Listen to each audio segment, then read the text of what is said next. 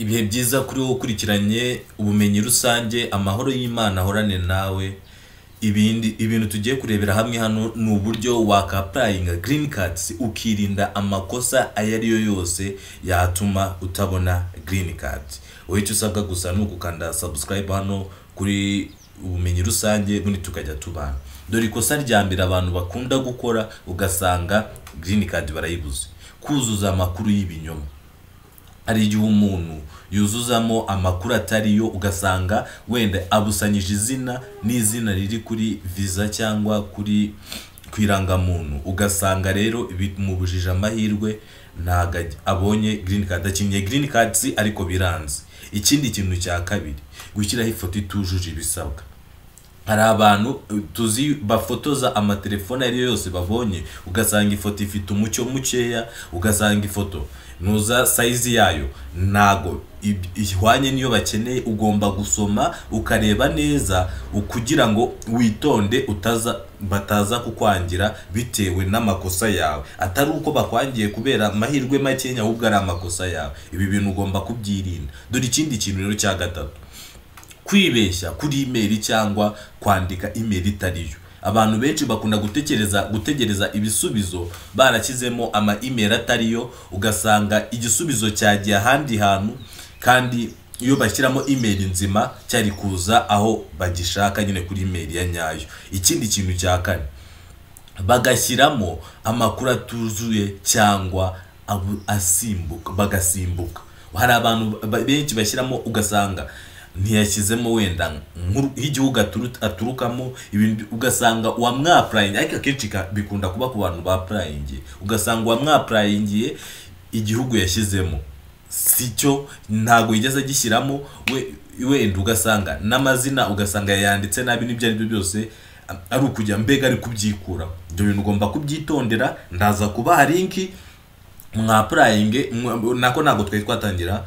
Intake izaza ku itariki 7 November. Rero mwe update nge nzajya mbagezaho amakuru ari yose yerekeranye na green card na bya bindi bya Pop Live.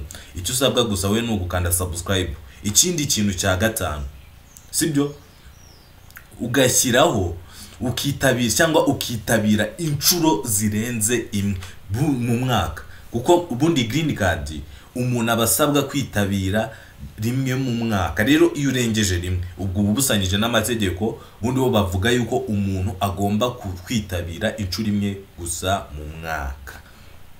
Ikindi kintu nacyo abantu benshi bakunda kwibeshya, ugasanga babuze amahirwe atari uko nuza bafite amahirwe makenya, ahubwo ari bo bibeshye. Ikindi ni ugukoresha umuntu utabizi cyangwa utazi kuzuza forms. Ibyo rero bituma iyo nuza yujuje forms nabi, amahirwe aragabanuka.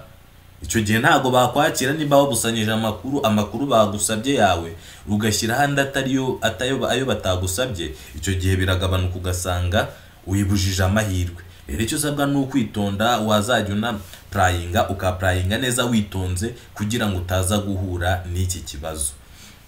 Dore ikindi kintu nacyo rero, sibyo, kutamenya igihe cyo kureba ibisubizo. Abantu benshi ngahibaze rero, waprayinze bagufashe, ibyo byose amakosa menshi yose wayirinze, nta kintu nta kosa na rimwe wari ufite. Rero ugasanga ahubwo ubujijwe amahirwe no kuba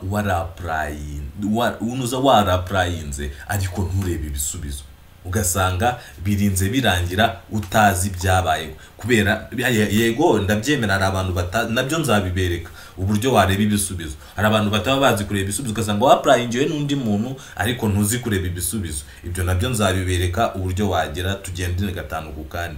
Ndashaka yuko bundi umuntu ureba ubumenyi rusange aba umusirimu, agasirimuka.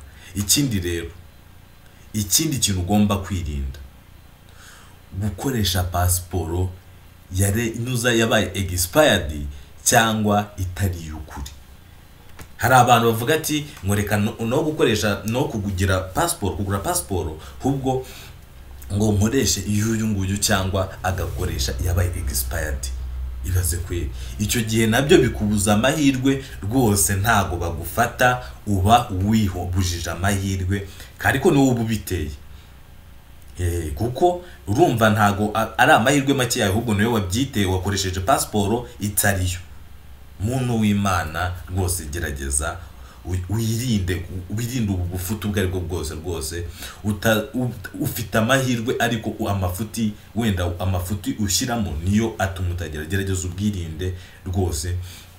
Nzagerageza mbafashe abantu bashaka kujya muri Canada rwose mwa applying mone green card. Ikindi kintu kwibeshya kubijyanye n'amashuri.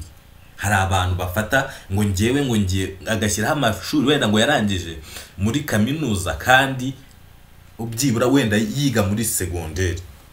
Icyo nabyo bigabanya amahirwe. Ntago amahirwe wari ufite iyo ushyiramo imyirondoro ya nyayo ntago ariyo ugomeza kugira. Gerageza wirinde aya makosa yose muntu w'Imana. Ikindi kintu gusuzugura amabwiriza abari kuri USA Department of State.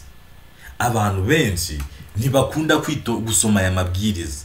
Iyo ugiye kwa applying abundi green card ukaza kuri iyi ndaza kubaha link mwebwe muransanga muri group ya WhatsApp. Hari group ya WhatsApp nakoze yitwa ubumenyi rusange na Popo Live. Hariya rwose nimukenera link muraza kunyandikira nyibahe rwose muri ya group ya WhatsApp, kandi nawe ushaka kuyijoininga wayijoininga.